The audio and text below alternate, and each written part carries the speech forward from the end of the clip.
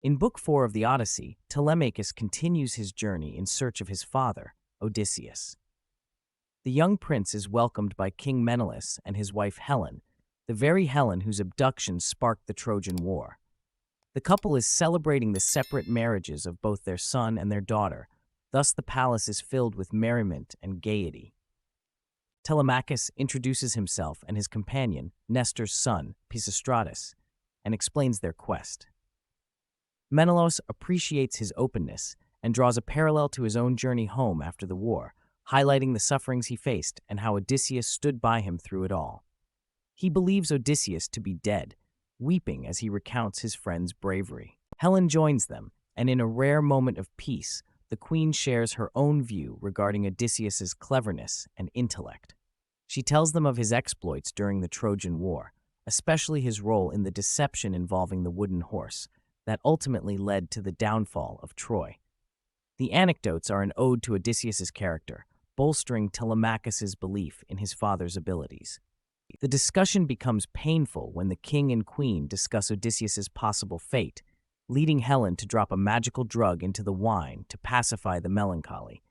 She transitions the conversation beautifully into a night of song and dance, an act of escapism. Menelaus offers Pisistratus and Telemachus gifts, assuring them they would always find a friend in him. The next morning, Telemachus discloses to Menelaus of the suitors trying to claim his mother Penelope and the throne of Ithaca, beseeching them to give him some tidings of Odysseus. Spurred by his request, Menelaus tells of his encounter with the sea god Proteus during his journey back from the war. Proteus informed Menelaus of the hero's fates, Ajax and Agamemnon's deaths, and Odysseus' incarceration by the nymph Calypso in her island Ogygia. This news strikes hope and determination into Telemachus, who resolves to return to Ithaca and deal with the suitors. Back in Ithaca, the suitors learn of Telemachus' journey and plot to ambush and kill the young prince on his return in order to consolidate their control over Odysseus' household.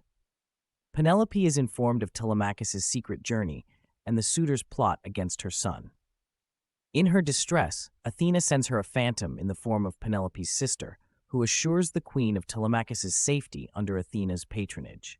Book 4 ends with one of the maids suggesting Penelope marry the suitor who offers her the finest gifts, to which Penelope responds that the gods will guide her in choosing her path.